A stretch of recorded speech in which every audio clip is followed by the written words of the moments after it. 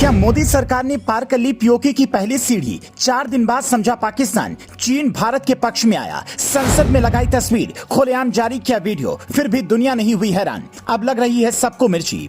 RSS ने देखा जो अखंड भारत का सपना, क्या उसे मोदी कर सकते हैं साकार? हर हिंदुस्तानी को समझना होगा।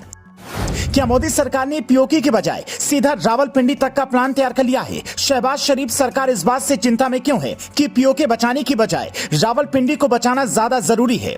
यह सवाल इसलिए क्योंकि मोदी सरकार ने 4 दिन पहले जो वीडियो जारी किया है उसने कई देशों की नींद उड़ा दी है। और हैरानी की बात यह है कि चीन का दोस्त पाकिस्तान इस मसले पर भारत का समर्थन कर रहा है। ऐसे में यहां से यह समझना जरूरी है कि क्या आरएसएस के अखंड भारत का सपना मोदी अगले कुछ सालों में साकार करने वाले हैं?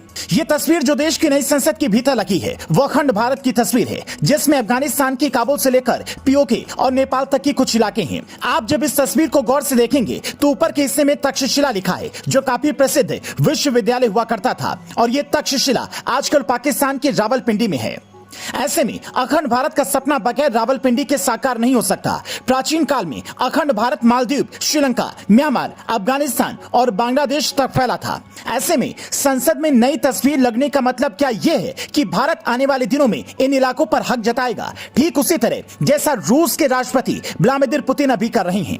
क्योंकि जैसे पहले अखंड भारत में कई देशों के बड़े क्षेत्र थे, ठीक उसी तरह सोवियत संघ यानी कि अखंड रूस में 15 देश थे जिन्हें पुतिन अब वापस जोड़ना चाहते हैं। उनमें से एक क्रीमिया पर कब्जा कर लिया है। यूक्रेन से युद्ध जारी है। ऐसे में क्या भारत इस रास्ते पर जा सकता है? अगर आप ऐसा सोच रहे हैं तो आप बिल्कुल गलत हैं। भारत हमेशा शांति का पक्षधर रहा है। ऐसे में सवाल यह है कि फिर इस तस्वीर के मायने क्या हैं? हो सकता है सरकार कहे कि यह हमारा अखंड भारत पहले कैसा था, ये दिखाने के लिए हमने म्यूरल आर्ट यानी कि भित्ति कला का सहारा लिया है। इसकी तस्वीर दीवार पर बनवा दी है और संसद भवन में लगा दी है। लेकिन नेपाल और पाकिस्तान ये बात जानते हैं कि तस्वीर के पीछे का सच उतना ही नहीं है जितना बताया जा रहा है। पाकिस्तान में तो बाकायदा 4 दिनों तक इस पर मंथन चला। शहबाज शरीफ सरकार इस बात को लेकर टेंशन में थी कि अर्थव्यवस्था संभालें, सरकार बचाएं या ये वाला बवाल संभालें। आखिर में पाकिस्तान की विदेश मंत्रालय की प्रवक्ता मुमताज जहरा बलोच ने कहा, भारत की नई संसद में अखंड भारत के नक्शे में